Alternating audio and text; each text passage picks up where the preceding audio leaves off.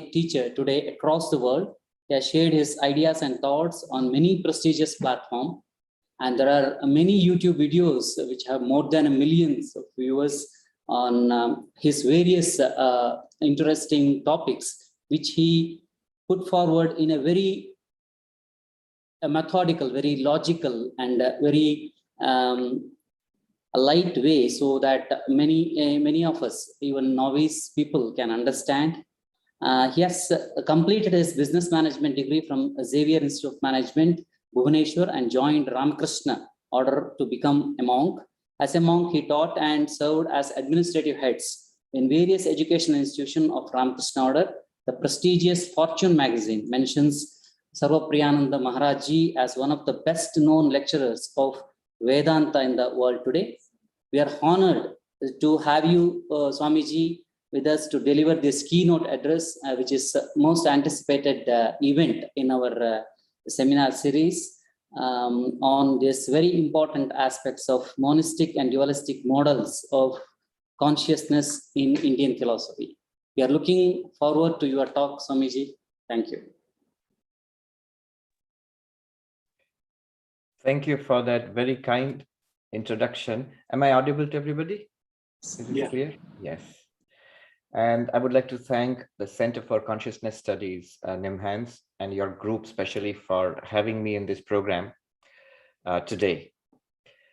So I'd like to begin by telling you something which I heard yesterday. 1 second.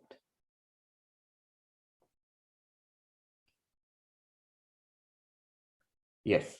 So yesterday I was just listening on the internet to an interview with Ned Block, Professor Ned Block. He is professor of philosophy.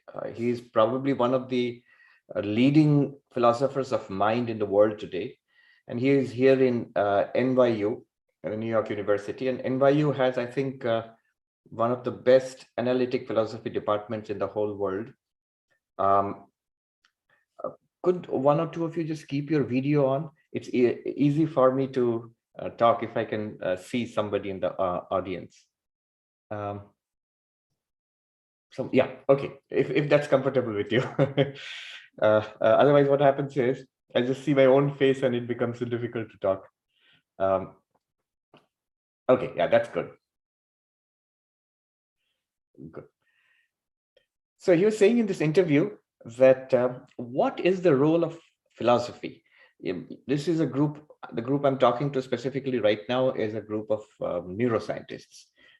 So what is the role of philosophy? Because there is one view in consciousness studies today that it is a field for neuroscientists. And as we keep on doing more and more of the neuroscience, we will get the answers we are seeking.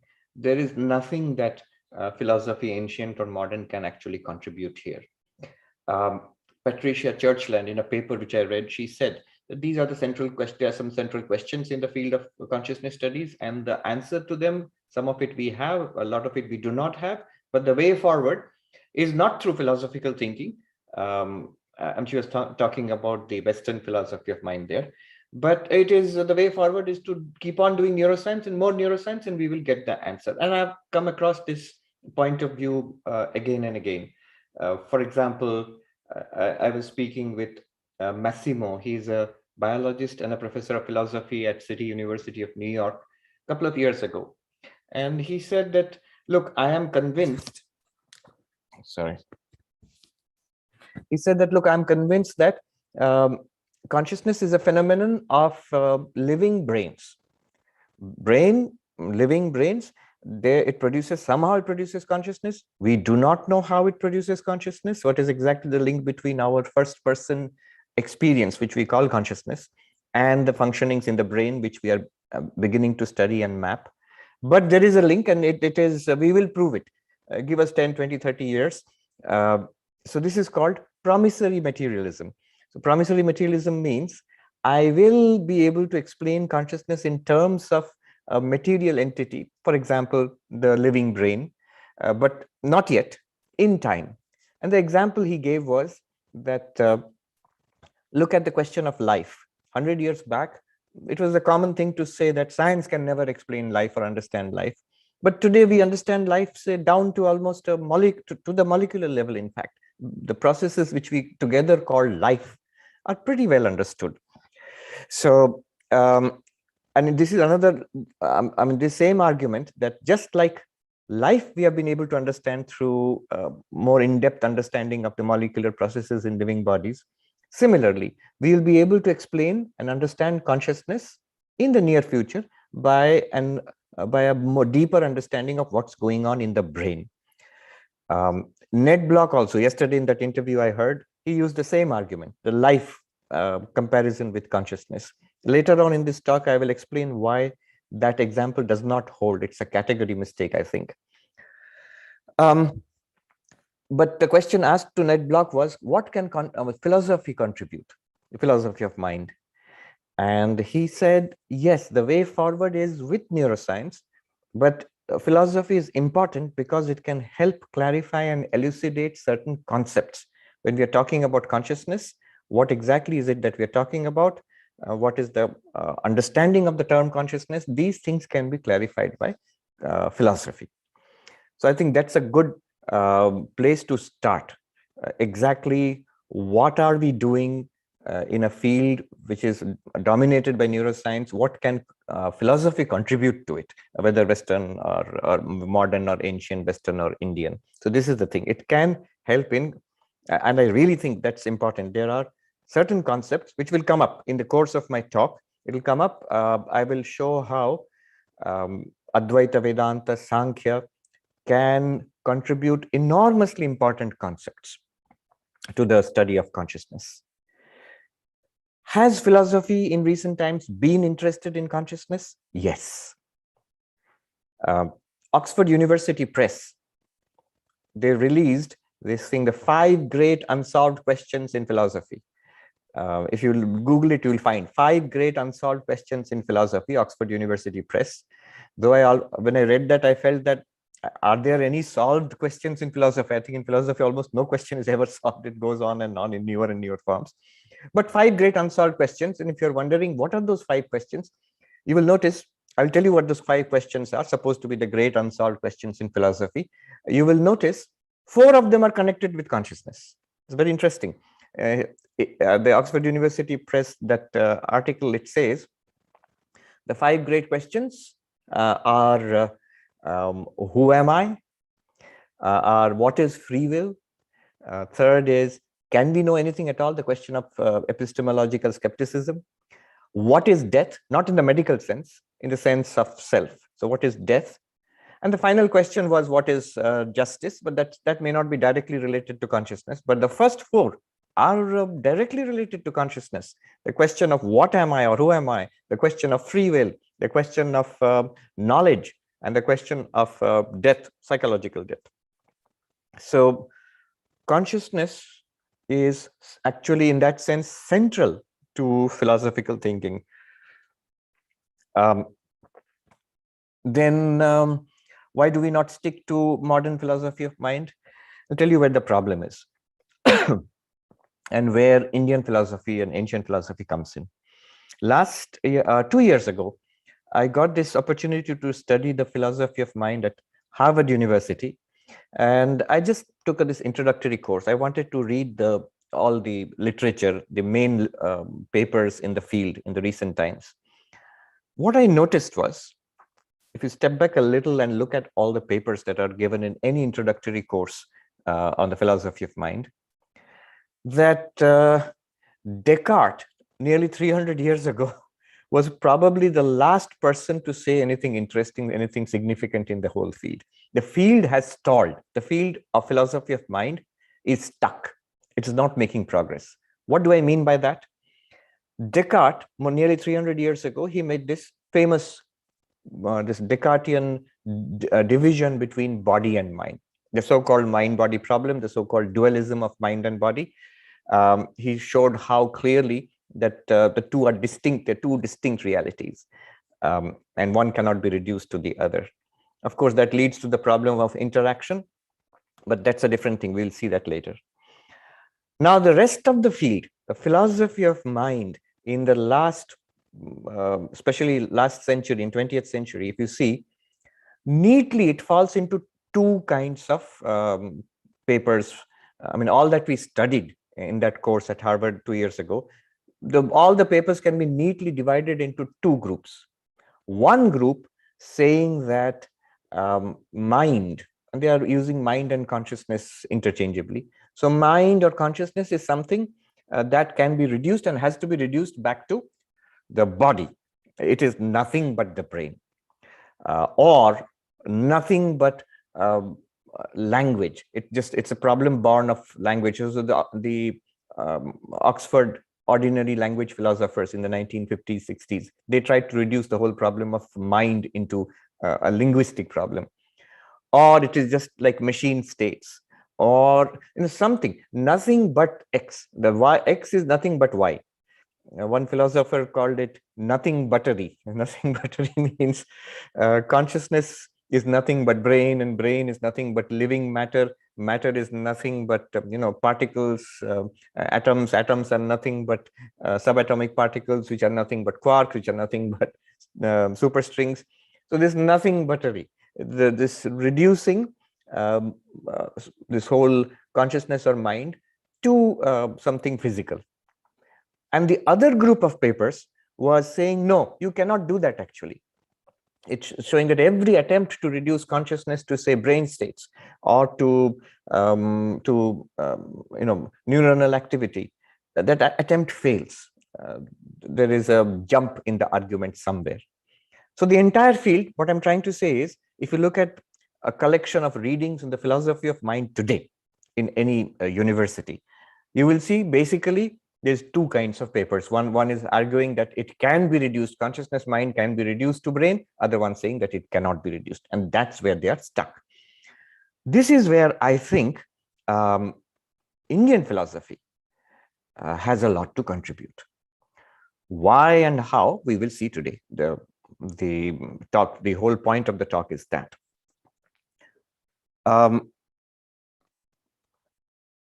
Evan Thompson, who's a philosopher at the University of British Columbia, he's written this book, Waking, Dreaming, Being. And in that he says, consciousness studies is not a new field. It's actually a very ancient field. And consciousness studies started with this most ancient texts called the Upanishads. And he goes on, Evan Thompson, he goes on to say that the Upanishads are so important in the history of human thought that instead of dividing history into BC and AD, he says, which is basically a very ethnic, parochial way of dividing history. He says, if you look at the history of human thought, this is so crucial, Upanishads, we should divide history into before Upanishad and after Upanishad. It's so important these Upanishads are. So what is this Upanishadic thought? And how can it contribute to the modern quest for understanding consciousness? That is basically what I'm going to talk about. So this is the background of the presentation which is going to follow. Consciousness, first of all, the first point I want to make is consciousness is very, very important, tremendously so. Christoph Koch, who is the chief scientist for the Paul Allen Brain Institute, so some time back, he was giving a talk at the Harvard bookstore, but this was online. This was during the COVID time, so I heard it online. He was saying that consciousness is the most important thing. How so?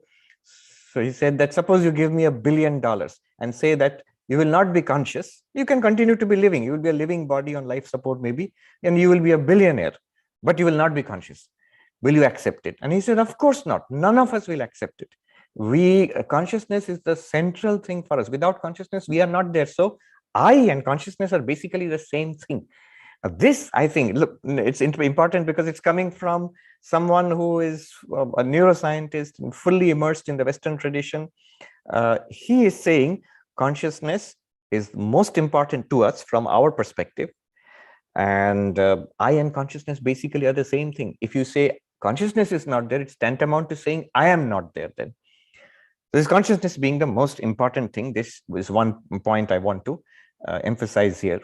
Why I want to emphasize this is it seems obvious to it, but still, I myself heard Ned Block, Professor Ned Block here in NYU, one day asking after a particular conference, just rhetorically, he was asking, why is the question of consciousness important at all? His point was, there are so many things going on in the body. So suppose there is one process in the liver or in the kidney which we don't understand. Well, all right. One day some postgraduate researcher will get a grant and research it and find out why that process is happening. And that's it. Why is it so important? Like that, one more process is going on in the brain, and we are calling it consciousness. We don't understand it now. Maybe 50 years later, we will understand it. Why is it so important? The answer is it's very, very important because it is central to ourselves, that I am consciousness. Without consciousness, nothing for me, from my perspective. Consciousness is most important from our perspective. I think that's almost a trivial point. Why? It's a subtle point though. Our perspective and consciousness are basically the same thing. The very fact that we have a perspective, from my point of view, from my experience, in my view, my point of view, my experience, all of this is made possible because I'm conscious. Without that, no perspective. Without that, no first person experience. Without that, no self.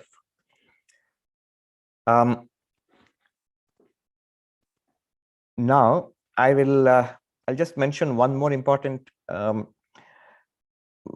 finding, or one more important area, the hard problem of consciousness, which gives us a launching pad into what we're going to talk about soon.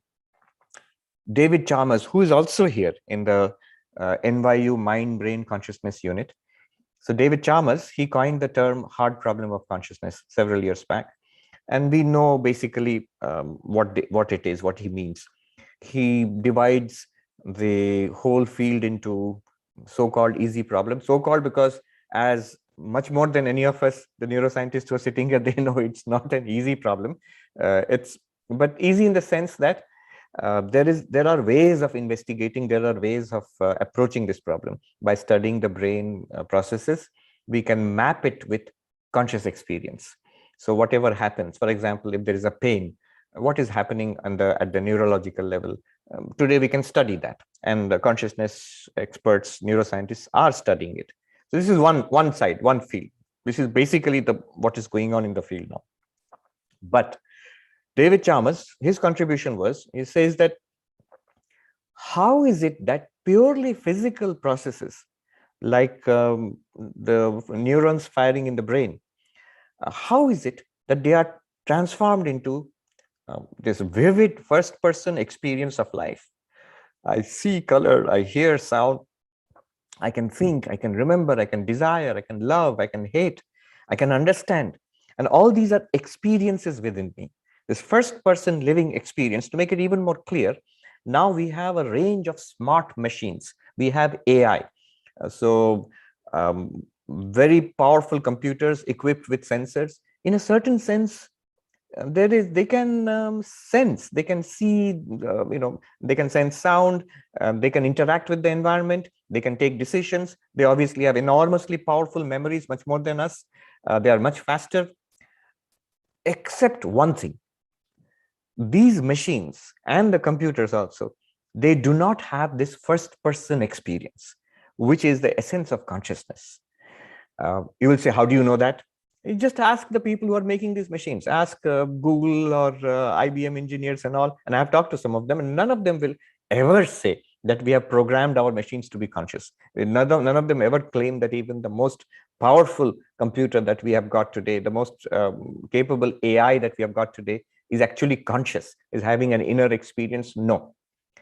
So you can replicate all of these so-called conscious experiences like seeing, hearing, smelling, tasting, touching, thinking, but without the inner first-person experience. This inner first-person experience is contributed by consciousness, and how it's linked to brain, that is David Chalmers calls it the hard problem of consciousness. Now we'll see, so this is the background, and we'll see how Advaita Vedanta and Sankhya, what do they have to contribute here? What is the perspective that they have taken? So in ancient India, the project was a very practical project. How do you overcome suffering? And from the perspective of Vedanta or Sankhya, the idea was that if we know what we truly are, then we will be able to overcome suffering. Self-knowledge leads to overcoming suffering. So this is why they were interested in consciousness at all. The idea was, if we understand ourselves, we'll be able to overcome suffering, we'll attain fulfillment. That was the project. And it had many names: moksha, nirvana, kaivalya, and so on. Now, the moment they started investigating the self, ourselves, they found that our self and consciousness are inextricably linked. So when they became interested in the self, in Atma, they also became interested in consciousness, because they found self and consciousness go together. Now, the perspective that the process I will take up now is derived from the Upanishads and post-Upanishadic texts in the tradition of Shankaracharya. And we'll see two models emerging there. So the rest of the talk, I will dive into the actual procedures for studying consciousness in Vedanta and Sankhya, and then we'll see what it can contribute to modern consciousness studies. This procedure, let me point out something interesting. It is not a faith-based procedure. The moment we talk about somebody, dressed in Gerua, religion, so immediately people think, oh, they are going to ask us to believe in something. The beauty of Advaita Vedanta or Sankhya or many of these Buddhist approaches to consciousness, they are not dependent on belief. In fact, you're not supposed to believe in it, you're supposed to understand it. So that's an important point to note. The second is, this whole approach we will see now, the whole approach we will see is rational and experiential. It is perfectly understandable in a logical way, and it's also based on experience. Even here, when we say based on experience, somebody may object. I know what you mean. By experience, you mean some kind of mystical experience. But then the whole question arises, is mystical experience, should it be accepted as experience also? So it's a different question. But the beauty of the Vedantic approach is that it does not actually talk about a mystical experience. At least it begins with our common day-to-day experience and proceeds from there. So a rational inquiry based on our daily experience, that is the power of the Vedantic approach. It naturally appeals to a rational or scientific mind. How does it work? So I think I've built up enough advertisement. So now it's time to deliver the goods and say, give us an example. How does this inquiry go about, this so-called rational, experiential inquiry into consciousness, and what great insight can it give us, which will be useful to us today? So here we go. There are many such procedures in the Upanishads for studying the self as consciousness. One procedure, which I like very much, I will talk about it now. And if we have time, I'll bring up 2 or 3 other procedures. One procedure is this inquiry into the seer and the seen. This is called Drigdrishya Viveka. The seer means the knower. The seen means that is known. And the process is that you start off by noticing that the seer and the seen, drashta and drishya, the knower and the known, the subject and the object, are 2 different entities. Later on, we will abandon this, but right now we will start with the simple operating procedure that the knower and the known are 2 distinct entities. What we will do is, we will look at our experience and go step by step by following our experience. It's a phenomenological approach. It's a first-person approach. Here also, let me point out one thing. The approach of neuroscience, because it's a modern Western scientific approach, is always like a third-person approach. So we have to study X. So I will study that thing called X, which is natural. It's perfectly all right when it works, when it is for objects of study. But consciousness is not an object. Consciousness is the subject. So when you're going to make the subject into an object, that becomes problematic. See, from a Vedantic perspective, what the problem is, the moment a consciousness studies expert, a neuroscientist says, octopuses are interesting for these reasons, and by studying octopus, we will understand consciousness better. The immediate objection is, from a Vedantic perspective, consciousness is directly available to you in your own experience. Ignoring that, why are you jumping to take a third-person view of an octopus? All that may be very interesting, but first you take a look at your own experience. From a scientific perspective, there is an objection to this studying the first-person experience. In fact, I asked Professor Dr. Christoph Koch that what do you make of David Chalmers' hard problem of consciousness and studying it from the first-person perspective? He said he rejected the idea because he said you cannot do science that way. And he has a point. The whole scientific procedure, because it is always studying objects, it has been designed to study object and keep the subject out of the ambit of the study. But you see immediately what problem it leads to when the subject itself is the thing which you are studying. So the subject and object are two different entities. Drashta and Drishya, two different entities. I am taking a verse from the Drigdrishya Viveka, which was written in the south of India, in fact, near where you are sitting, in the Vijayanagar kingdoms 700 years ago, where Vidyaranya Swami. The first verse is so powerful. Rupam Drishyam Lochanam Drik, Tad Drishyam Drik tu Manasam, Drishyadhi Vrittaya Sakshi, Drigeva Natu Drishyate. Now, this verse is so profound and it's a treasure house of insights. So it starts in a very simple way, in a very naive way. It goes in 4 steps. Step 1. Remember, what are we looking for? We're trying to understand consciousness in itself. So step 1. The eyes are the seer and the forms are seen. What does that mean? Notice that everything that I see, all different colors and shapes, so many colors, so many shapes, all of them are seen by the same pair of eyes. The eyes and the colors that they see, shapes that they see, they are two different entities, and that's very clear. They're different entities, physically different. I am seeing this notebook with the eyes in the notebook are different. Not only that, a variety of shapes and colors are seen by the same pair of eyes. The seer is one, and the seen are many. Another insight is the seer is unchanging relatively. The eyes are unchanging, but what it sees is continuously changing. The seen are continuously changing, and the seer is relatively unchanging. Another insight is the seer. If you just put them together, the seer and the seen are different. The seer is one, and the seen are many, and the seer is unchanging, and the seen are continuously changing. So these are the basic insights we have got. Now you go a little deeper. Consider the eyes themselves. The eyes now become the seen in the sense not physically seen. We are experiencing the eyes. The eyes are open, I'm aware of it. The eyes are closed, I'm aware of it. The eyes are seeing well, I'm aware of that. I need glasses, I am aware of that. So the mind now becomes the seer, and the eyes are the seen. Mind in the seer in the sense that the mind knows the eyes. We are aware of the eyes. The mind is that which knows, and the eyes are the known. Again, notice the mind and the eyes are different. We can clearly see mind, whatever it is, it's different from the organs called the eyes. Not just the eyes, all the sense organs, seeing, hearing, smelling, tasting, touching.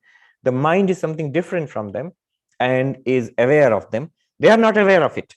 So very interestingly, I am aware of the eyes closing and opening of the eyes, but these organs called the eyes are not aware of the mind. The mind in itself is aware of this variety of senses and sensory inputs. So seer is one, the seen are many. And the seer is relatively unchanging, the seen are continuously changing. At one time I could see very well, then I needed glasses, and both are noticed by the same mind. You may say the mind also is changing. We're having a series of thoughts and feelings and emotions. But yes, the mind is changing into more mind, thoughts into more thoughts. But the seen, the sense organs are of various types and are changing in various different ways. Again, the same insights. Seer and seen are different. The seer is one, the seen are many. The seer is unchanging, and the seen are continuously changing. Go a little deeper. The mind itself, thoughts, feelings, emotions, ideas, they are all we are aware of them. When I'm happy, I'm aware that I'm happy. It's a direct first-person experience. When I'm in pain, I'm aware that I'm in pain. It's a direct first-person experience. So the mind, all the contents of the mind, all thoughts, feelings, emotions, memories, sense of ego, all of these things are something that are known. In some sense, they are seen. And I, or the awareness, we are aware of the mind, of the contents of the mind. So drishyadhivrittaya, all the movements, modifications of the mind are also seen in that sense. And there is something, because the seer and seen are different, therefore that which is aware of the mind must be different from the mind. What shall we call it? Vidyarinya chooses to call it Sakshi, witness. It's just awareness, awareness of the contents of the mind. Now, the awareness itself is different from the mind. This is a tremendous insight. We will see that how important this is. Awareness or consciousness is different from the mind. It is aware of the mind, because seer and seen are different. So the consciousness is different from the mind. Awareness is one. The contents of the mind are many, so many different types of thoughts, feelings, perceptions, emotions, ideas. Awareness is unchanging. The thoughts, feelings, emotions in the mind are continuously changing. This seer is one, seer is unchanging, the seer is different from the seen. The seen are continuously changing, and they are many, a variety. So this Sakshi, it is, what if you ask, what is its nature? If there is such a thing as a Sakshi, its nature is awareness. And it illumines all of our first-person experiences. This is the basic idea of consciousness in Vedanta, Sankhya, many of the Indian systems of philosophy, not all though. What does it do? It gives us first-person experience. So this is an answer to the question that David Chalmers has posed in The Hard Problem of Consciousness. How do physical processes give rise to this first-person experiences? And the answer is physical processes do not give rise to this first-person experiences. And the first-person experience is because of awareness itself. Now, if you can ever prove that physical processes gives rise to awareness, I don't see how you can, then only you'll be able to explain how physical processes like brain processes give rise to first-person experiences. But that jump is too much. I remember seeing this cartoon of some, I think, PhD student explaining some mathematics, and his guide is standing there in the cartoon. So in the cartoon, there are 5 steps, and the PhD student has written on the board 1, 2, 3, 4, 5. First, second, and third steps full of mathematics. So much big equations are written. 5th step, even mathematics, more mathematics is there. 4th step, only it is written a miracle. And the guide is telling the student, I think you have to work on the 4th step. I heard, I think it was Christoph Koch himself who said, see, this is the basic problem in the whole field of consciousness studies, as far as the hard problem is concerned, not in the so-called easy problems, the correlational problems, but in the hard problem of consciousness, it is this miracle step. How does, he's giving a biblical reference, how does the water of physical processes become converted into the wine of consciousness? Where is this jump that we are unable to explain? That is because from a Vedantic perspective, this is one of the first and very important concepts here, precisely one of the first and very important concepts that Vedanta or Sankhya can contribute to modern philosophy of mind, and through that to modern consciousness studies. It is what you are studying, awareness, consciousness, is in itself not an object. It is not an objective process. Objective processes can be reduced to other objective processes, but because awareness or consciousness itself is not an objective process, the pure subject is not an objective process, it cannot be reduced to physical processes.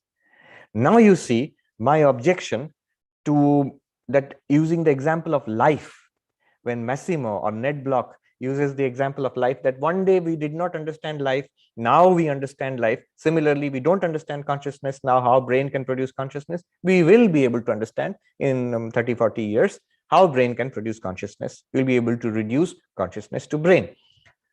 From a Vedantic perspective, you see, immediately we see they're making a category error. From a Vedantic perspective or Sankhyan perspective, in fact, all the Indian philosophies, they all regard even life, prana, as an objective process. So if you have been able to explain prana or life in terms of more fundamental, objective, material processes, very good. From a Sankhyan or Vedantic perspective, there was no objection in the first place. You can explain material processes in terms of other more fundamental material processes. But consciousness in itself, as consciousness, as awareness, is not a material process, is not an object. So you cannot reduce this into for more fundamental objective or material processes. So the moment you say that just like life, we understood it in terms of cellular processes, we will understand consciousness in terms of neuronal processes. No, from a Vedantic perspective, you are making a category mistake. You are jumping from the subject to the object, object side of it. So this is the thing. Someone as great as David Hume, a brilliant philosopher, he says that this self, so-called self, I observe my inner processes, inner thoughts. It's a stream of thoughts and emotions and ideas, perceptions. Where is this self? I do not see anything called a self. So he comes to the conclusion there is no such fundamental thing as the self. Vedanta says, in fact, Panchadashi, same Vidyaranya, in his famous text Panchadashi, he says, the self is not perceived. Consciousness is not perceived because it's not an object, not because it does not exist. I'll repeat that. This is such a simple but a profound observation. The self or consciousness is not observed, is not perceived or observed not because it does not exist, but because it is not an object.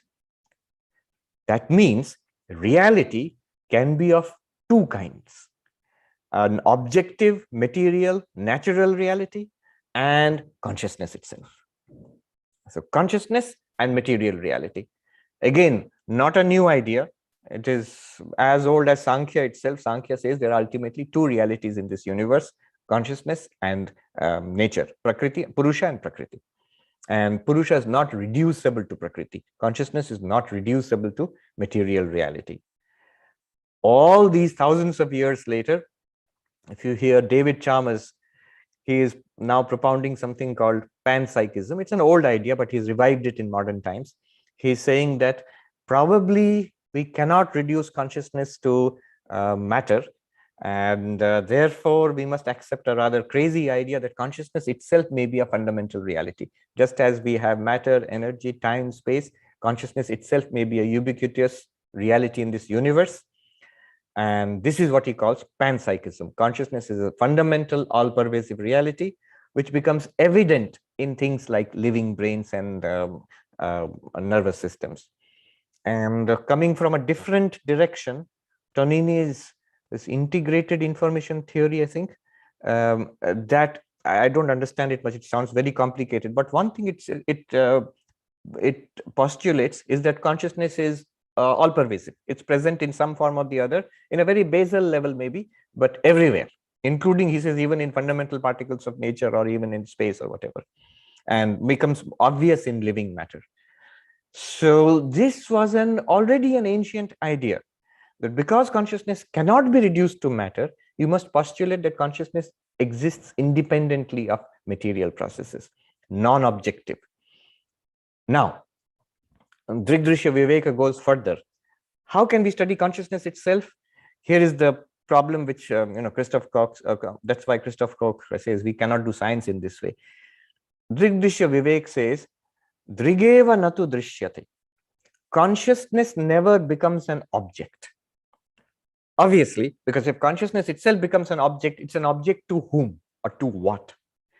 It is always the subject which illumines the presence of all objects. Now, does this mean we cannot study consciousness? It's not an object? No, it just means we have to revise our understanding of what it means by studying something. I actually pointed out that I had to write a paper about modern philosophy of mind and ancient Indian philosophies at Harvard 2 years back. So there I pointed out there can be another way of studying it, and which is there for last 3,000-4,000 years. Sankhyans, Advaitins, Buddhists, Jainas have been doing it. What else have they been doing except studying consciousness? So there is this other way of studying it. For example, you cannot objectify consciousness, and yet it has a certain nature. We call it swaprakasha, self-luminous. It goes as far back as the Upanishads. Katha Upanishad says, Tameva bhantam anubhati sarvam, tasya bhasa sarvamidam vibhati. That shining, everything else shines. By its light, everything here is lit up. It's like the eyes. By the eyes, I can see everything. Whatever I see is seen through the eyes. But the eyes themselves are not seen. The eyes cannot see themselves. You might say, I can see it in a mirror. I can see your own eyes in a computer. But that's a reflection of your eyes. That's a picture of your eyes. The way the eyes see directly everything, that way the eyes cannot directly see themselves. And yet, how do I know that I've got eyes? And the answer will be that because I can see. I can see everything, and that's the proof that not only these things are there, my eyes are also there and functioning. That's because I can see. Similarly, what is the proof of consciousness that there is such a thing? Every first-person experience is the proof of consciousness, because you see, you smell, you hear, you taste, you think, you talk. All of these first-person internal experiences we are having is proving that there is, that I am consciousness itself. This self-luminous nature of consciousness. So the consciousness, although it's not an object of study, one must not go away disappointed thinking that, oh, we cannot study consciousness. Then you can. So one more point I would like to make here is that consciousness, mind, and brain from a Vedantic or Sankhyan perspective are three different entities. So mind and brain, our physical body and the mind, are objective processes according to Vedanta. How do you define an objective process? Anything that consciousness is aware of is an object. I'll repeat that. Anything that you are aware of will be an object. Now, the body, we are aware of it, so it's an object. You can study the brain also, it's an object. But to all of us, our own thoughts, feelings, emotions, ideas, we are aware of them. We are directly aware of our own thoughts, feelings, emotions, and ideas. Therefore, they are all objects. So from a Vedantic perspective or Sankhyan perspective, the thoughts, feelings, emotions, ideas, the mind and the brain, because both are objects, it should be possible to find some linkage between them. From a Vedantic or Sankhyan cosmology, the mind is a kind of subtle matter and the body is physical matter or gross matter. So what is this subtle matter? This is an object of further investigation later on. But the point I want to make here is brain science, from a Vedantic perspective, what can it do? It can actually go very deep and also find out something about the mind itself.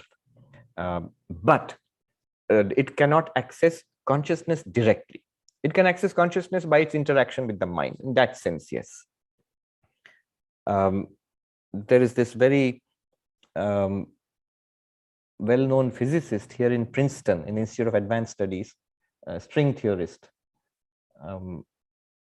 Forget his name right now. Somebody asked him, so about consciousness, what do you think, and brain science? And he said, I think as we go along in brain science, we'll discover much more about the brain in itself, but we will not be able to understand how the brain produces consciousness. So that, I think, was a very interesting insight. Of course, he's not a neuroscientist, but he's a physicist. But very interesting insight, which basically matches the Sankhyan or Vedantic perspective. So here we have, first of all, what do we have so far? Consciousness is most important from our perspective. Second, very important, is that consciousness is not an object or a material process. Consciousness or awareness is an independent reality, pure subject, not to be reduced to material or objective processes. now we shall go on to the two more points I want to share with you. We shall now move from what is a dualistic position. Descartes' position was dualistic, mind and body. And the Sankhyan position, which we have arrived at right now, is also dualistic. Consciousness and everything else that is not consciousness. In Sanskrit, chit, jada. Purusha, prakriti. So consciousness is aware of the objective universe, and it interacts with the objective universe through a living body mind. Now, the same problem which Descartes faced, that how does this mind and body interact? If mind and body are totally different, what is the point of interaction? How do they obviously they're interacting? We are a mind body system. So this is a problem which any dualism will have. See, even modern science, in a certain sense, it is a monism. It is a material monism. It tries to reduce everything to material processes. Even something like brain, consciousness, mind, it will try to reduce it. Consciousness is somehow it is brain, brain is somehow a living body is somehow organic matter, and matter is nothing but these particles all the way down to maybe superstrings and so on. So it's a kind of material monism. But Sankhya is a dualism, just like Descartes' dualism. If you have two entirely different kinds of reality, the consciousness of Sankhya, the Purusha, or even David Chalmers' modern panpsychist consciousness, how does it interact with matter? At what point? The problem is the point at which they interact, will it be matter or consciousness? For example, Descartes tried to solve the problem by saying, mind interacts with the body in the pineal gland. That doesn't work because pineal gland is clearly a part of the body. So how is mind interacting with the body there? It's not an answer to the question. Similar problem arises in Sankhya. This consciousness you're talking about, non-objective, pure consciousness, awareness, Purusha, how does it interact with Prakriti, with matter, with body, with brain, even with the mind? How does it interact? So we move from here to a monistic theory of consciousness. Diametrically opposite. It will sound a lot like the scientific reductionism, but they're diametrically opposite. Modern science tries to reduce everything to a material basis. And the monistic theory we're going towards is just the opposite. It will try to reduce even matter to consciousness. So 2 steps we will take, and then I will conclude. This consciousness, which Sankhya talks about, not the body, not the mind, the witness of body and mind, the drig, the seer, how many are there, if you ask? Sankhya will say, as many of us, as many living beings there are, they are all separate consciousnesses. So how many Purushas? Innumerable Purushas interacting with material nature. Now Vedanta asks, why do you say consciousness is many? Why do you say consciousness is many? Vedanta holds that all consciousness is actually one consciousness. Now, Sankhya raises objections to this. We are different consciousnesses. Why? So the objections are like, for example, if one person is awake, everyone should be awake if you are all one consciousness. It's only because we are different consciousnesses, one is sleeping, one is awake. But Vedanta will answer that question by saying that by your own logic, this objection is defeated. You are saying awake, waking, dreaming, sleep. These are not activities of consciousness. These are activities of the mind. The mind is awake. The mind falls asleep. The mind is dreaming, and consciousness just reveals it. Again, remember, this answer is very clear. The moment we are well centered in the idea that consciousness is not an object. Whatever is aware, that is consciousness, and what you are aware of, that's an object.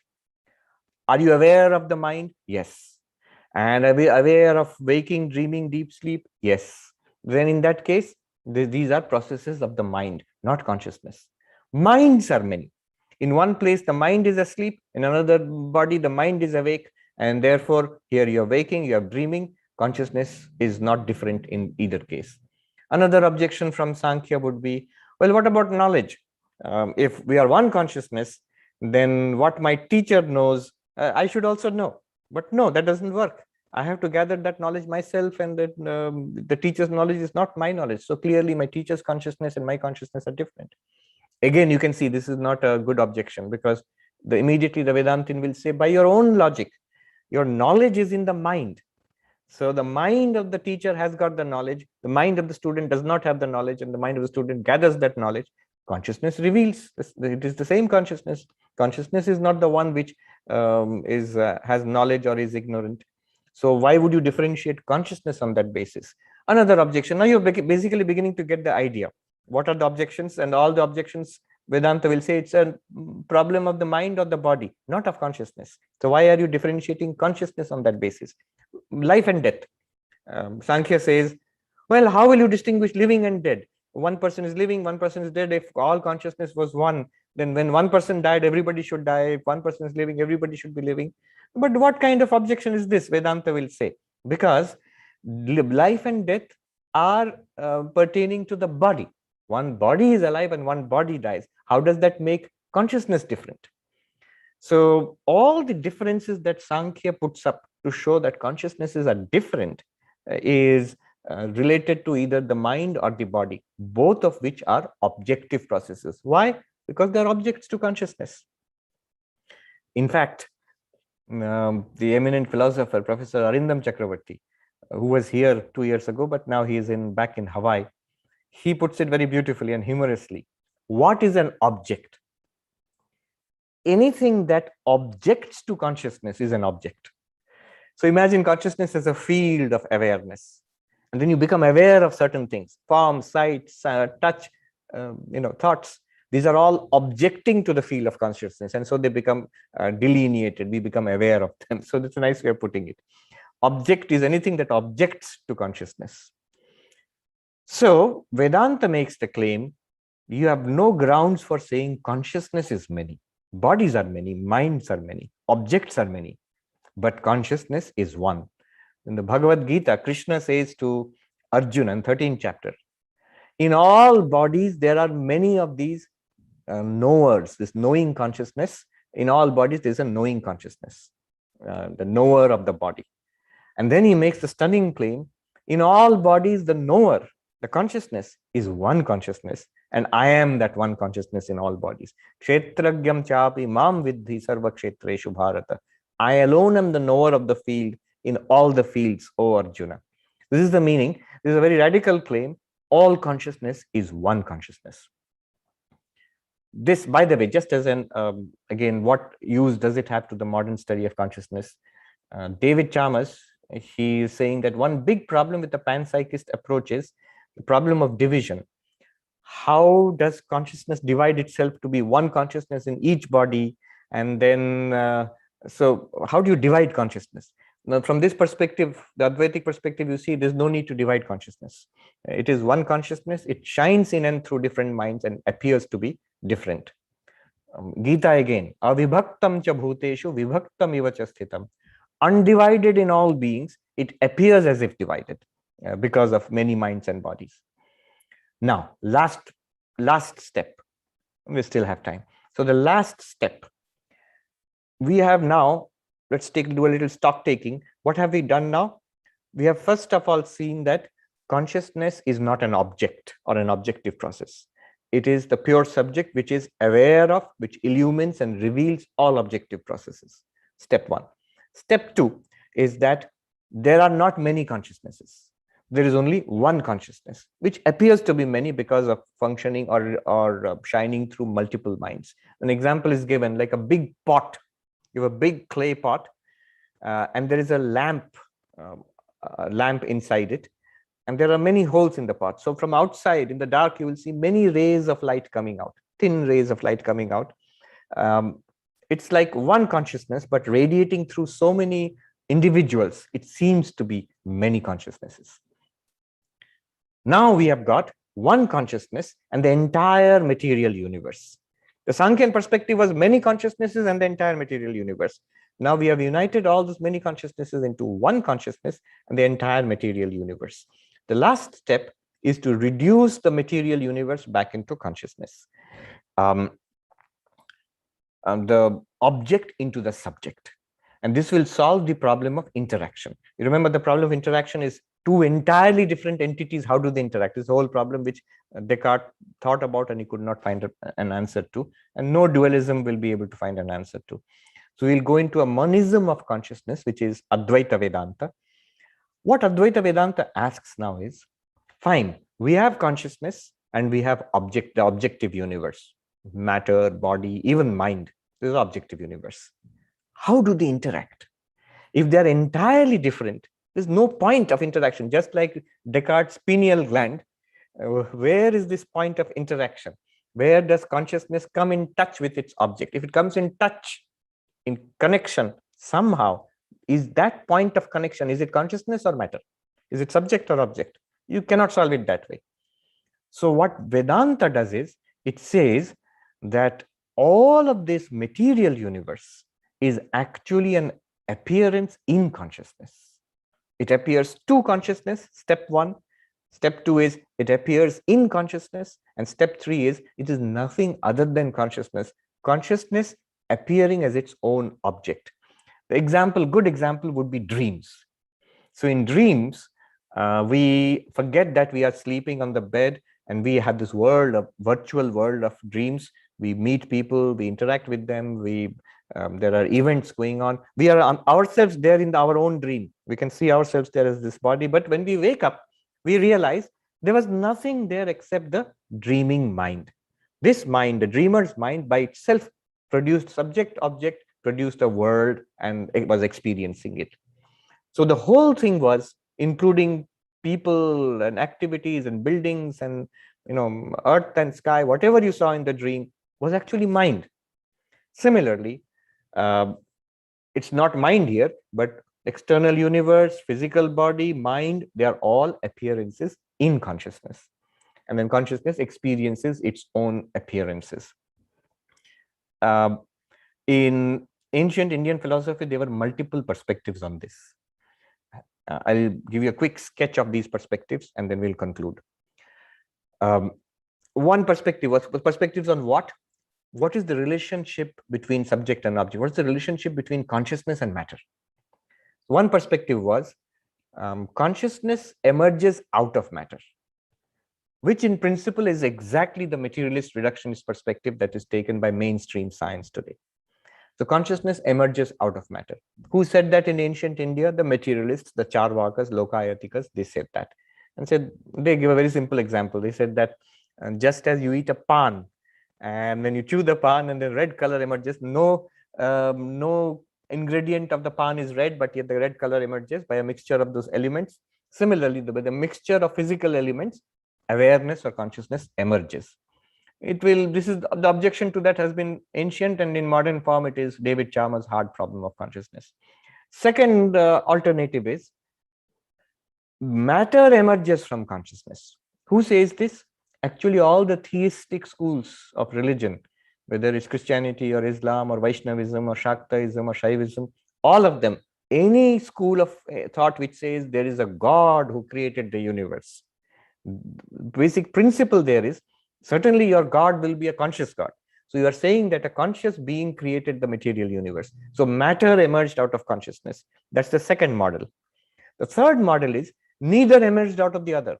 Both are parallel realities. Matter and consciousness since eternal time have been interacting with each other.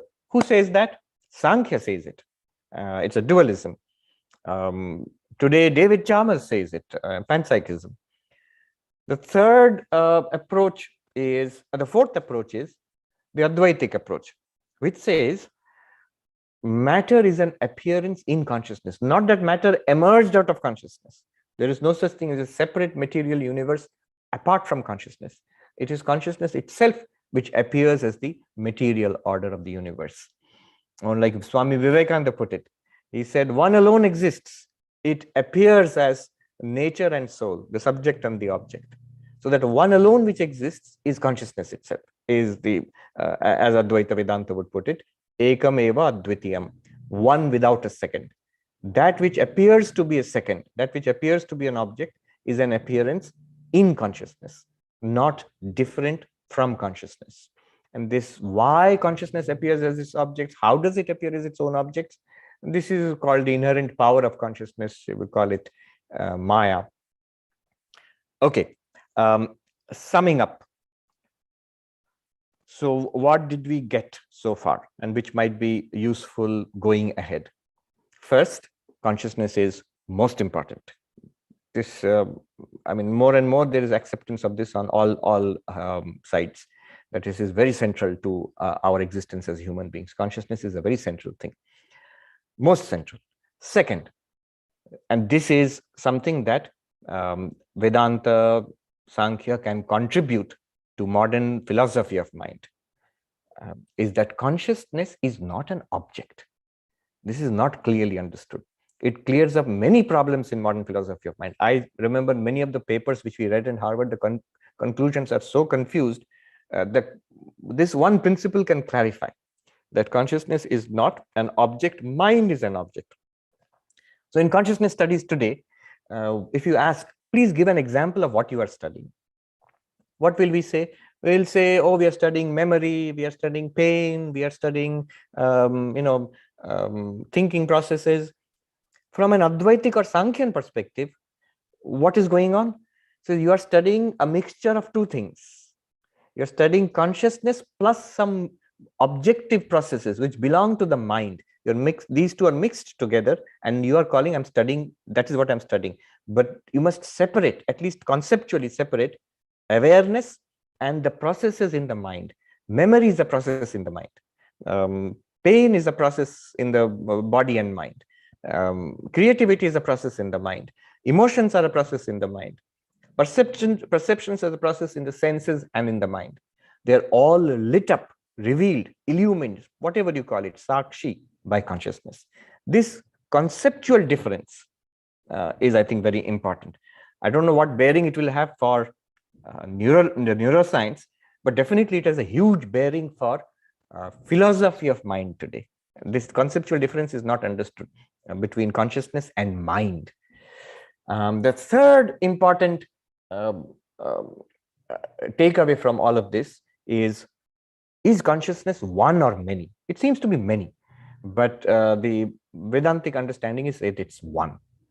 And the final takeaway from all of this would be, it's very radical.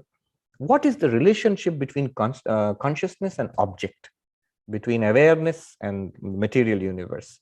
According to Vedanta, it's actually a monistic relationship. That means it is one reality. What we think to be matter is actually nothing other than consciousness, but it appears as an object to consciousness. This is not as crazy, it's not something that ancient people thought and not at all acceptable to modern thought, but it's not true.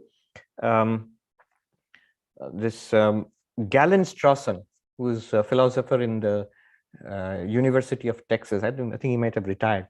He wrote this sort of half humorous piece, but half serious, in the New York Times a few years back. He called it the hard problem of matter. He said there is actually no hard problem of consciousness. Why? You have already made up your mind that consciousness is nothing but brain. Step 2, you cannot reduce consciousness to brain. Step 3, therefore, hard problem of consciousness. Consciousness must be brain, but I can't see how consciousness is brain, therefore hard problem. Rather, he says, start from the other end. This is so Sankhyan or Advaitic. He says, start from the other end. Start from the fact that I am conscious. That's the basis. That's the beginning of all our experience, that I am conscious. Then matter appears to me in my consciousness. See, the entire world appears to me in my consciousness. All material reality and mental reality appears to me in my consciousness. So he says that it's rather a hard problem of matter. What is matter is the problem. And he says, if you look at modern physics, matter is continually vanishing before our eyes. From atoms to subatomic particles to quarks to superstrings, we are unable to find the bottom of this well. What exactly is matter? That is eluding us. So, okay, we started off with the problem of consciousness and we have ended up with the problem of matter. Thank you very much. Thank you for giving me this opportunity.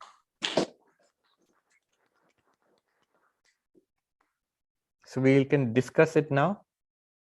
Swamiji, we can discuss it now. Thank you, Swamiji, for such a wonderful lucid and exposition on different aspects of how to approach consciousness from the philosophical aspects. So probably I think we'll get some insights that how to actually, from neuroscience perspective, where do we stand?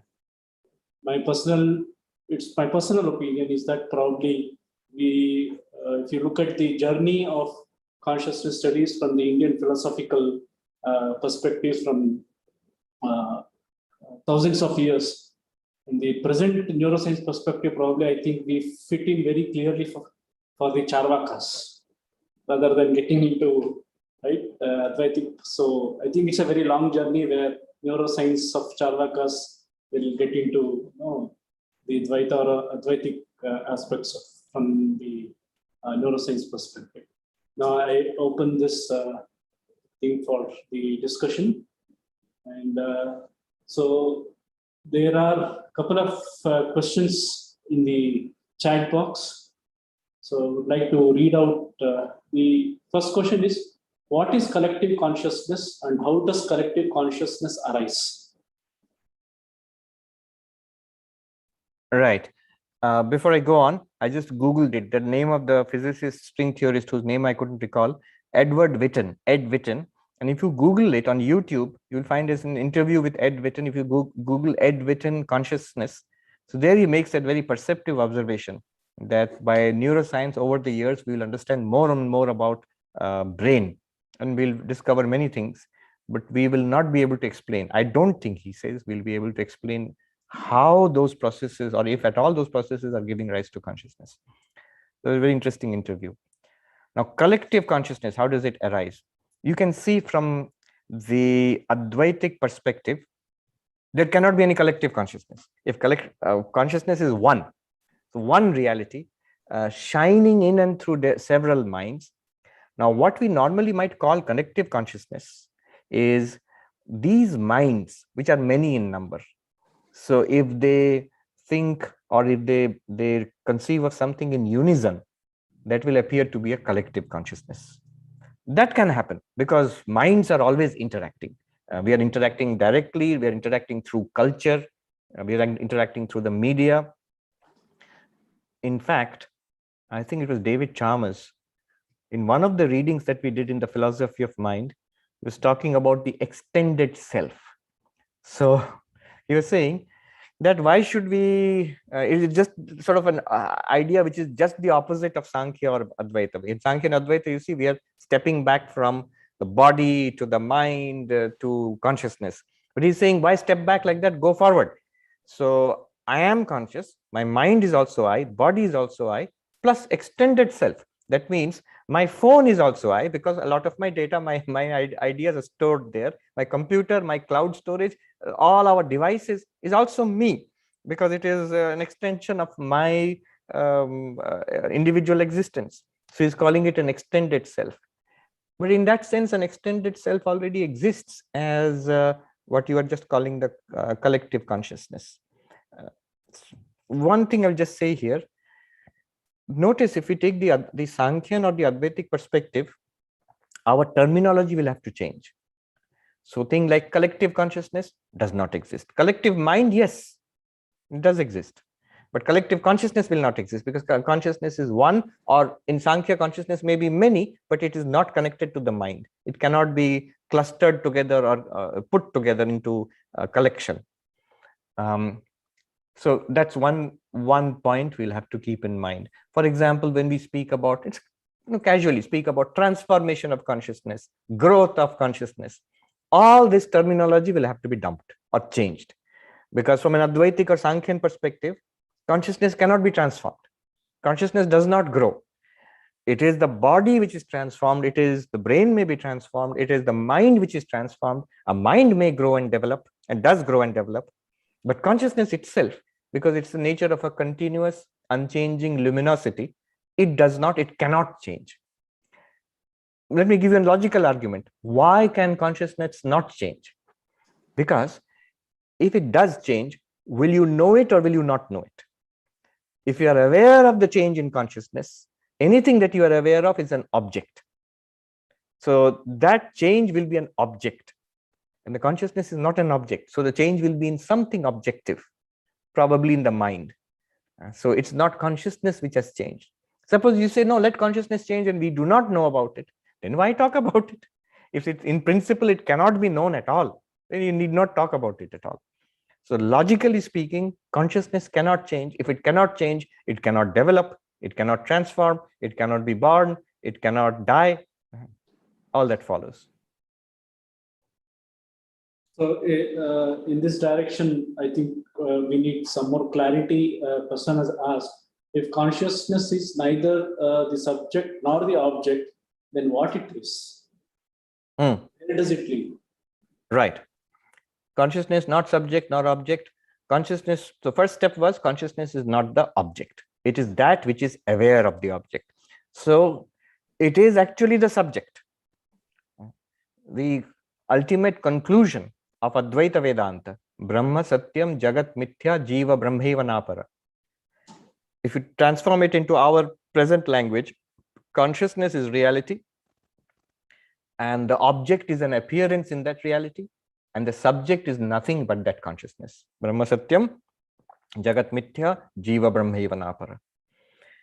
Now, you might put it very simply. What is the proof of this consciousness? If that such a thing exists, what is the proof? And here is a simple answer, but a very powerful answer. That everything appears to it. The fact that you are having experiences. Shankaracharya puts it this way. Consciousness is the very self of the one who denies consciousness. Yaeva tasya nirakarta tasyaiva atmasa. Whoever denies the existence of consciousness, who says that, oh, there is no such thing, that very one is consciousness. The fact that you are having experiences, so it's like asking, what is the proof that I've got eyes? What is the proof that these things exist? I see them, but I cannot see my eyes. Then what is the proof that I've got eyes? The very fact that I'm seeing it is the proof that I've got eyes. Let me make it even more clear. Here is here are the glasses, and what is the proof that these glasses are there? I am seeing it. So seeing is a proof of the glasses, but I cannot see my own eyes directly. So there is no proof that I have eyes. No, the proof that I have eyes, if you ask the question, seeing what is the proof that you have got eyes? You cannot see the eyes directly. The answer will be seeing anything is the proof that I have got eyes. So any kind of conscious experience, any kind of first person experience is the proof that you are conscious. So in that case, the another question continues. Then what is a subconscious state? And then when we are totally unconscious and we are unaware of what we are doing, so how does Vedic and Upanishadic explain this particular state? Right, there are two questions. What is subconscious state and what is unconscious? So subconscious, again, we'll have to transform our terminology here. The clear answer will be subconscious. Here we'll have to use the term sub-mind. So mind and body both are objects which consciousness is aware of. You are aware of the mind, you are aware of the body. Some aspect of the mind you may not be aware of. So let's call that sub-mind. That is what basically is called unconscious or subconscious in Freudian psychoanalysis. So yeah, so that's the answer to subconscious. You will call it sub-mind. That part of the mind, that part of our tendencies or vasanas which we are not directly aware of. The second thing is, what about unconscious states? What about, deep sleep, coma? How would the Upanishad explain that? Because Upanishad seems to say, Vedanta, Sankhya, they all seem to say consciousness is constant. It does not come and go. Here is a subtle point to understand. In fact, these states, the so-called states of unconsciousness, are not states of unconsciousness. They are states of the non-functioning of the mind, which is why it appears to be blank. And that blankness is revealed by consciousness. Let me rephrase it. Deep sleep, coma, anesthesia, these are not states of the absence of consciousness. These are states where these are states of consciousness of absence. I'll repeat it. It's not absence of consciousness, but consciousness of absence. I remember there was this interesting seminar on consciousness studies. I think Dr. Ravindra himself was present maybe in that seminar in the Institute of Culture in Gold Park several years back, about 20 years back, I think, where one of the professors, he was a neuroscientist from England, and there was a Sankhyan professor, a professor of Sankhya, Indian philosophy, an American professor, Professor Larson, who just passed away a couple of years ago. So Professor Larson and this neuroscientist, so the Professor Larson asked the neuroscientist, what is your definition of, is there consciousness in deep sleep? Yes. Is there consciousness in deep sleep? Now, at the state of the art at that time, the neuroscientist said, in general, I would like to say that in consciousness, in deep sleep, there is no consciousness. Then Professor Larson said, see, here is the difference between Sankhya or Indian philosophy and modern neuroscience. In Sankhya, we would say, in deep sleep, there is only consciousness. I'll repeat that. The neuroscientist said, as far as we define and understand it, in deep sleep, there is no consciousness. And the Sankhyan says that in deep sleep, there is only consciousness. This is the difference between a third person perspective and a first person perspective. Is there a first person perspective in deep sleep? It would seem no. But the first person perspective in deep sleep actually is there, and it's a perspective that it's blank. There is nothing. There is no external world. There is no body. There is no sensory experience. There is no mind functioning also. Even the thought that I am sleeping is not there. If you have the thought that I'm sleeping, then you're not sleeping. So even the mind is shut down. This uniform shutdown state of body and mind and sensory apparatus all shut down.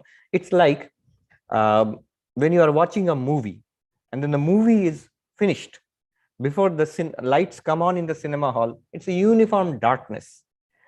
So you were aware of the sights and sounds of the movie. Now you are aware of blankness, darkness, silence, but you are aware. So that it's something like that in deep sleep. In deep sleep, anesthesia, there is no memory, there is no thinking as such, there is no intellect which will understand such a thing is going on. All these are parts of the mind, and they kick in, they start when the mind awakes again. One proof of this would be the very fact, and Vedanta talks about it, they study this deep sleep state quite well, and they talk about it, that notice that when we wake up, we refer to a deep sleep state. We said, I slept happily, I had dreams, and then there was a state, there was nothing, there was no dreams. I knew nothing, I slept happily. Na kinchid avedisham. I did not know anything, which is directly consciousness illumining the state of blankness. Yeah. So consciousness revealing the blankness, the non-functioning of the mind, that is deep sleep state. That is also anesthesia or coma. Consciousness continues there. And I would also say, notice, deep sleep is something that is referred to in every culture of the world. In every culture of the world, there is a reference to the experience of deep sleep. If it is an experience, there must be consciousness there. How would you define experience in Sankhya or Vedanta? Very neat definitions are there. What is experience? Consciousness plus object is equal to experience. Awareness or consciousness with an object of awareness, that gives rise to experience. If there is no object, then consciousness will reveal the absence of the object. That is deep sleep.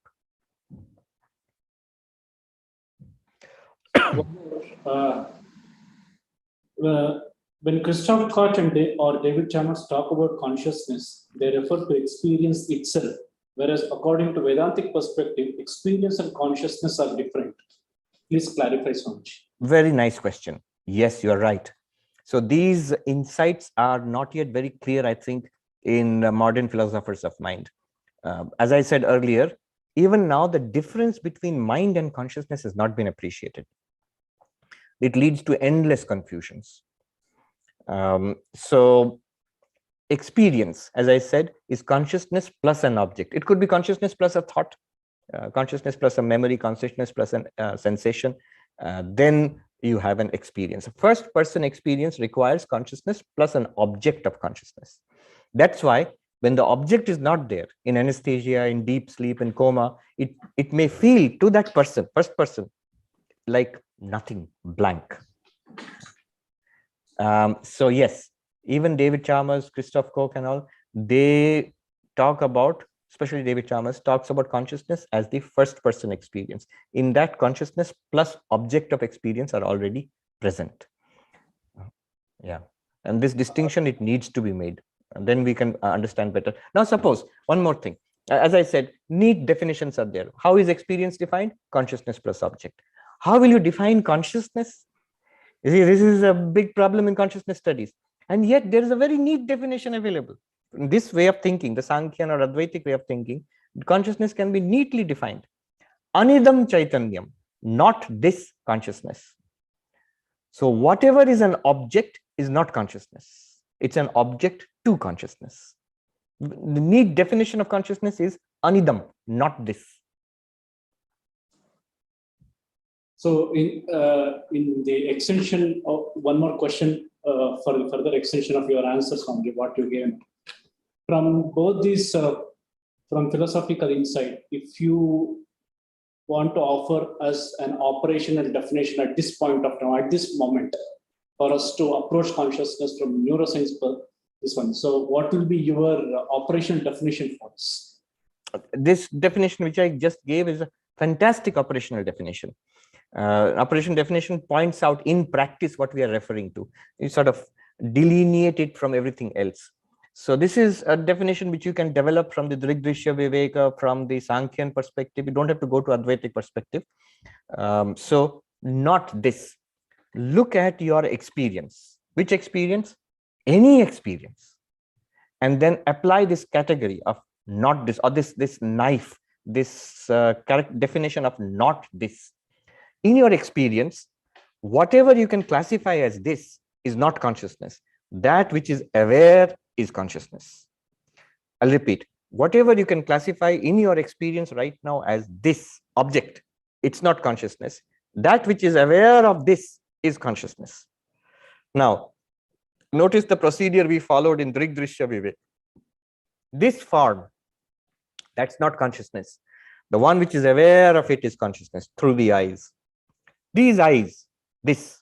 So therefore not consciousness. That which is aware of the eyes is consciousness. Apply it again. What is aware of the eyes? Mind. This mind, thoughts, feelings, emotions. Can you say this thought, this idea, this emotion? Yes. Then that is not consciousness. That which is aware of this thought, feeling, emotion is consciousness. To that one, can you say this consciousness? You cannot.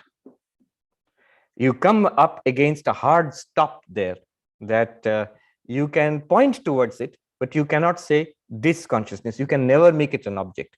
This unobjectifiable yet undeniable reality is consciousness. It is a little difficult because we don't think in that way. Our whole thinking, by very understandable reasons, is a very objective way of thinking. So we try to, our tendency is always to objectify. That's why the Sankhyan Purusha or Advaitic Atma seems very elusive. That's why someone as smart as David Hume said, I don't find any evidence of self. Not only David Hume, I was just listening to Susan Blackmore, who's a consciousness researcher in England, I think. She was saying, I have meditated for 20 years. You know, she's a consciousness researcher. So I've meditated for 20 years. And I have not found any evidence of the self. So it's an illusion created.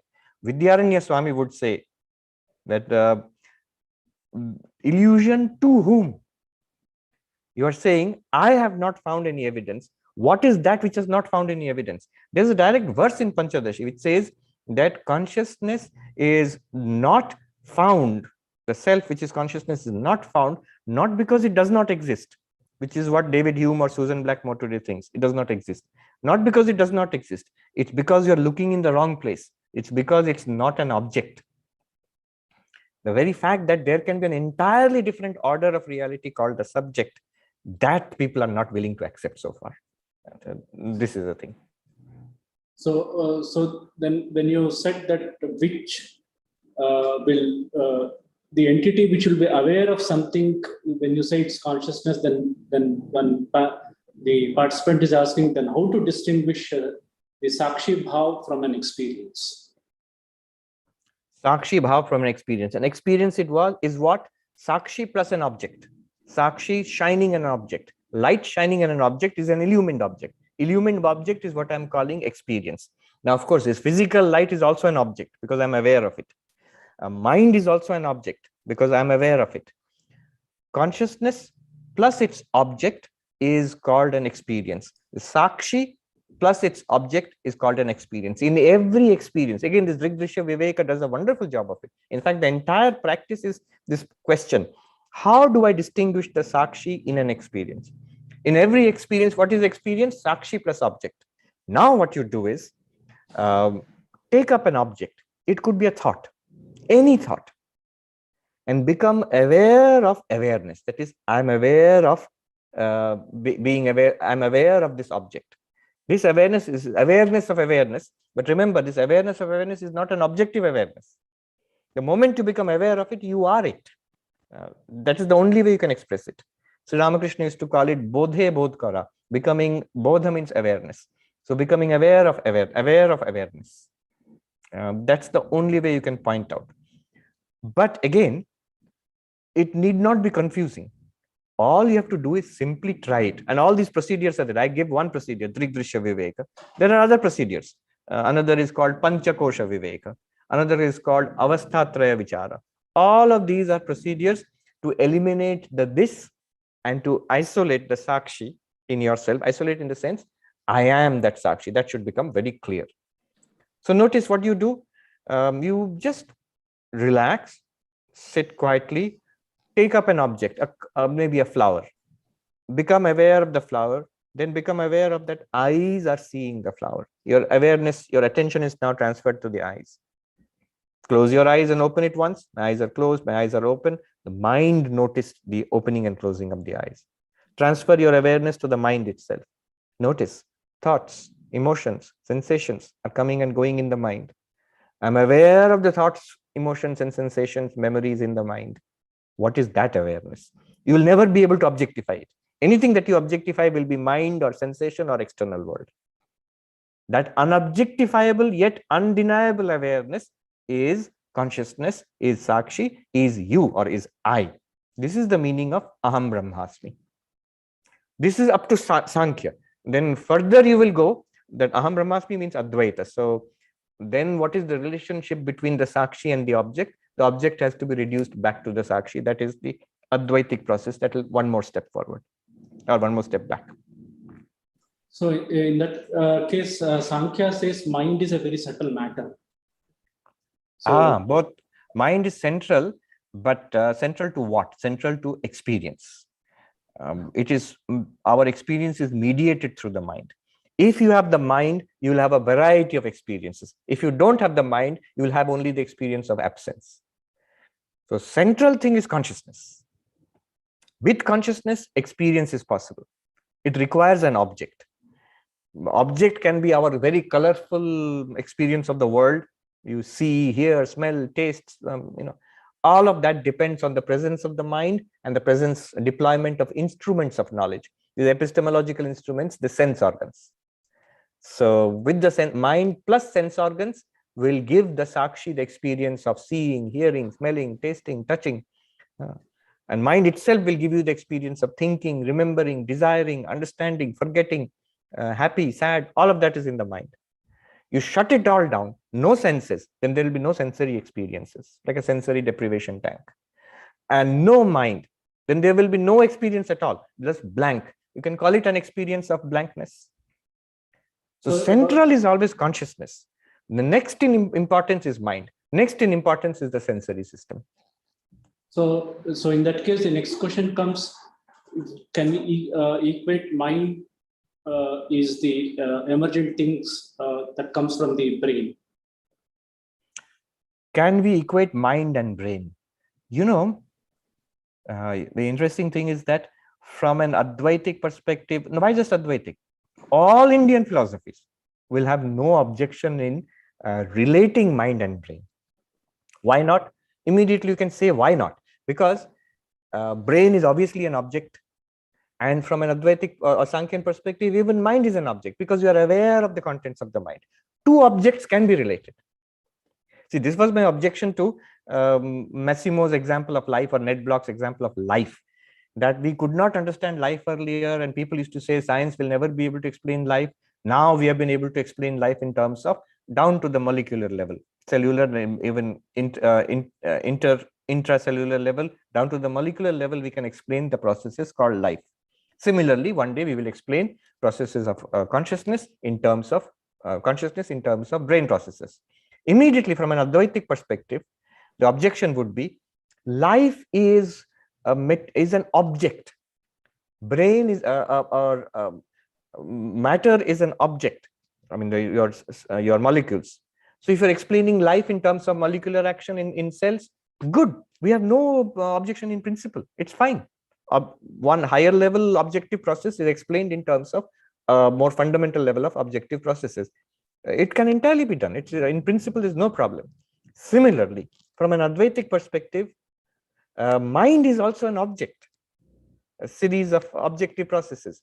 If you think you can relate mind to brain, fine. Brain is an object and mind is an object. So you can reduce mind, you can relate mind to brain. Then Advaita Vedanta or Sankhya or any of these philosophies will not have any problem with it. One point here, how does Advaita or Sankhya or many of these philosophies, what do they think of mind and brain? They don't talk about brain. They did not have this understanding of modern understanding of neuroscience in those days. But mind and body, how do they talk about it? Here we have to go to Sankhyan cosmology. Body, they talk about gross matter, or in Sanskrit, sthula, physical matter, more or less as we understand physical matter. But mind, they call a special kind of matter, they call it sukshma or tanmatra. This subtle matter, if you ask today in modern physics, what would be this subtle matter? This gross matter is clear. Physics, what we call matter is, they would agree that is matter. But sukshma, the tanmatra, what is that which constitutes the mind? I don't know how you will map sukshma tanmatra into modern cosmology or modern particle physics. I don't think there is anything cognate yet. But in principle, there is no problem. Mind is relatable to the brain. But why am I drawing this distinction? Because since the mind is supposed to be subtle matter, tanmatras, so from a Sankhyan, Vedantic, Buddhist, Jain perspective, when the physical body and the brain nervous system, when they die, it is not that the mind will die with it. So the subtle matter still exists. And the whole idea of transmigration, it goes on. It's more like a good simple example would be hardware and software. So if your laptop dies or your phone does not work anymore, your data is not lost. It is backed up to the cloud. The moment you buy another laptop or phone, you can download your data into it and you can continue. Something like that. The mind will be something a little bit like software, like data, which even when the physical hardware, the body fails and dies, it still continues in newer bodies. So this is the whole idea of reincarnation and all. And in principle, this should be available for scientific investigation. Maybe not at this point in modern physics, but in future, it should be available. Why it should be available? Because these are objective processes. Even Sankhya admits it's an objective process. If it's an objective process, it should be possible to study it objectively. So when you say, Swamiji, that the mind can be correlated to the brain processes, one is a gross matter and another is a very subtle matter. Yes. Then the next question comes, then what actually David Chalmers means the heart problem of consciousness? Or is it a heart problem of mind rather than heart problem of consciousness? Right. So notice that David Chalmers has, I wouldn't go so far as to say he has not understood this difference, but he does not talk about this difference from philosophical perspective. From a philosophical perspective, he noticed that he does not make a difference between mind and consciousness. So mind is reducible to matter. For him, no, it cannot be reduced to matter. That is the hard problem of consciousness from a David Chalmers perspective. The David Chalmers perspective of hard problem of consciousness is mind and consciousness, he is using it interchangeably. Like all these consciousness studies people right now, I mean, in philosophy of mind people. That's why I'm saying this is something that Indian philosophy can contribute. New insight it can contribute. which is very useful for modern consciousness studies. But right now, they do not distinguish between mind and consciousness. It is these thoughts, feelings, emotions, ideas, they are all first-person experiences. That is consciousness, that is mind, and it's the more or less in the same continuum. And this cannot be reduced to the brain. This is what he is trying to say. So there's one last question from one of the participants, and he is asking, how does a deep sleep differs from Shushupti during meditation? Sushupti or deep sleep and Shushupti are the same thing. How does it differ from meditation? Yeah, during meditation. Yeah. Yeah. So meditation, the deepest states of meditation, which are called samadhi, are in some sense similar to deep sleep, but the difference would be like this. In deep sleep, we lose all awareness altogether of, the mind shuts down completely. So we are asleep in deep sleep. That is the definition. But in samadhi, it would be like that we are in deep sleep, not aware of the body, not aware of the world, not aware of the body, not even aware of the mind. There's no mind body functioning. I mean, or not, you are not aware of it. And yet you have not fallen asleep. No thinking is going on. So when you come out of deep sleep, you still feel you awake into this waking life. You are still the same person. But when you come out of samadhi, the mind can actually look back upon that and see that, oh, I existed as awareness itself, even without the mind.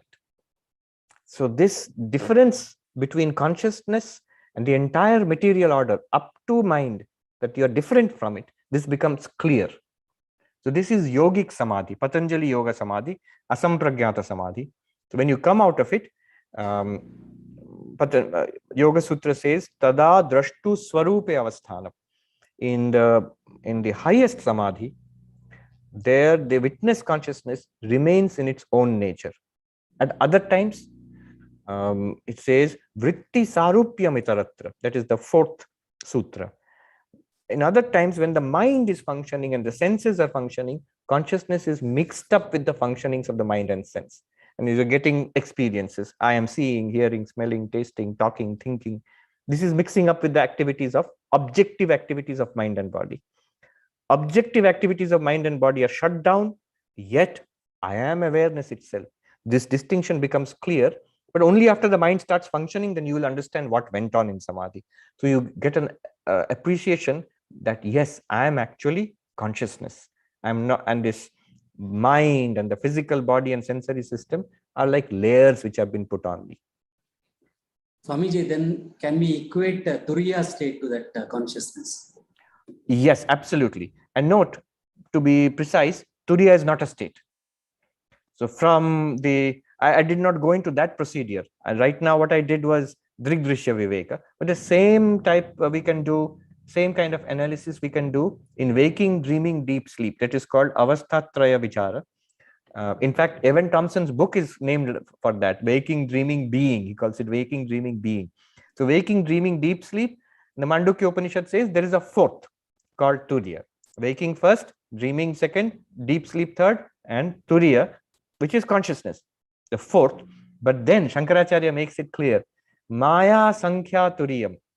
What he says is, it is only a false counting. 1, 2, 3 is false counting. Turiya is the only reality, which appears as 3 states: waking, dreaming, deep sleep. Waking, dreaming, deep sleep are states of mind. They are not states of consciousness. Consciousness of Turiya is the so-called fourth, which is actually the one which is watching the play of these 3 states. See, a state is something that comes and goes. State, it's something that comes and goes. Consciousness is not something that comes and goes. So in every state, it is the same consciousness which is illumining all of them. In the waking state, it gets identified with the mind and this physical body and experiences the physical universe. In the waking state, in a dream state, the same consciousness shines upon the projected dream universe of the mind. And in deep sleep state, the same consciousness shines upon the blankness, the non-functioning of the mind. This is waking, dreaming, deep sleep, 3 states coming and going, all related to the mind. Consciousness of Turiya is one reality. Thank you, Swamiji. Thank you for that illuminating talk and very nice discussions that we had. So I think, okay, we are almost 8:50 now. I think it's a time. I know when we start discussing, it will be endless, and we don't feel the passing of time with all this very interesting discussion. So we were very honored, Swamiji, to have you as a keynote in our webinar. I think your whole talk has given a different perspective to try to understand, at least from the conceptual point of view, the difference between mind, consciousness, and how can we relate, say, mind with brain. So because these are all some of the people, say, from the spiritual perspective, they ask, so then how do you really can relate the mind with the brain activities, at least, say, from the neuroscience perspective? These are the questions actually that we generally face from non-neuroscience the people. So I think your overall the talk has given us a very, very deeper insights from the conceptual point of view to try to understand and to distinguish very clearly between mind and consciousness, and how we can really address this problem with the mind and consciousness. But however, the big question that comes, are we really assessing the mind, or we really understand the consciousness, is what actually I think from our perspective we have to go deep into thinking, and we have to figure it out what actually that we are doing. So on behalf of Center for Consciousness, Swamiji, I thank you very much for such a wonderful and illuminating deep insights and thoughts that you have given us. So I hope that in future also we will be having such a wonderful interaction, and your insights will be definitely very helpful for our Center for Consciousness Studies, where one of the objectives is to integrate the neuroscience with the Indian philosophical thought system. So maybe in days to come, definitely we can have a good insights from you and how to go about in the future. So thank you very much, Swamiji. And I also thank you. Thank you so much for having me. And I must say that the questions were excellent. And I thank all the participants. I hope, I'm very sure that all the participants would have been experienced a very high learning experience throughout the day today. And I thank all the participants. And so we'll be starting, and tomorrow is our last day of the webinar. And tomorrow we are starting with one more wonderful keynote. Tomorrow at 9:30 with Dr. Mani Bhavik, who is speaking on how quantum physics does that explain something on the neurophysiological aspects, but how it can influence the healing. So we'll meet tomorrow at 9:30 for Mani Bhavik's keynote. Thank you, Swamiji. Thank you very much. Thank you. Take care. Stay safe.